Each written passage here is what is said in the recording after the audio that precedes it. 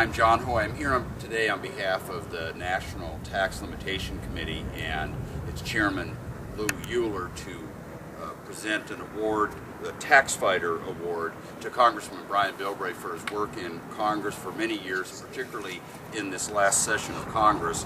And Lou was unable to be here today, but I wanted to present this to Brian for all of his work and his leadership on protecting taxpayers.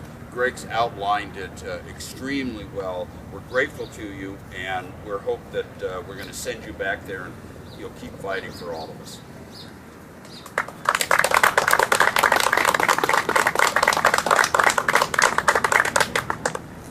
First of all, let me say I appreciate my friends' support today, and Democrats and Republicans, bipartisan efforts. The fact is that at a time where we're seeing a lot of people complain about not enough cooperation here in San Diego with the taxpayers getting together and saying, government, you've got to get your act together. And frankly, it's sad that San Diegans had to get together and pass Prop B because of the mistakes and the debacles that Councilman Peters committed while he was in office. I think that the one thing we need to recognize is that if Mr. Peters goes to Washington and makes the same mistakes there that he did in City Hall, the voters don't have the option to correct it. It will be a mistake that will be passed on to our children and our great-grandchildren. That's a challenge that we've got to understand. I will say one thing.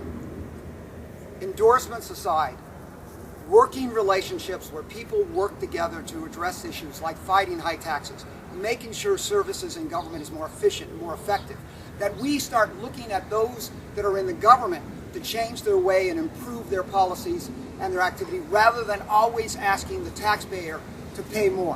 When we talk about how we're going to move forward in the future, we've got to remember too the promises of the past. That seniors were promised that their Social Security and Medicare would not be touched and would not be cut. Sadly, Mr. Councilman Peters has not only said once but twice that he thinks that cutting Social Security and Medicare is a moderate proposal. No one can justify claiming that cutting Social Security and Medicare is a moderate proposal, especially when you're talking about placing more taxes on the same people. So all I have to say is this has been a great day.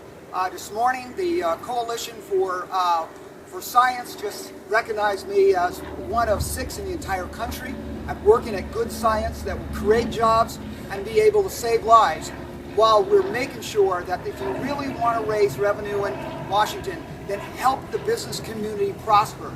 Allow people to get jobs so they can be productive taxpayers. You don't need to raise taxes on individuals, on our community, but you do have to raise the hopes and the opportunities for those people to have the kind of economic prosperity where they are allowed and able to pay their fair share of taxes. And I want to just say again, this is an honor. This is something that you don't get every day, and I appreciate the recognition and the endorsements. Questions? Too much taxation, too much regulation? Much too much irresponsible taxation and regulation. A good example. We have over $1.4 trillion of American money that's overseas. People like Irwin Jacobson and Qualcomm are building factories overseas because the tax code says that if you bring it back to American soil and create American jobs with American money, you will be taxed. But if you leave it overseas, you're exempt.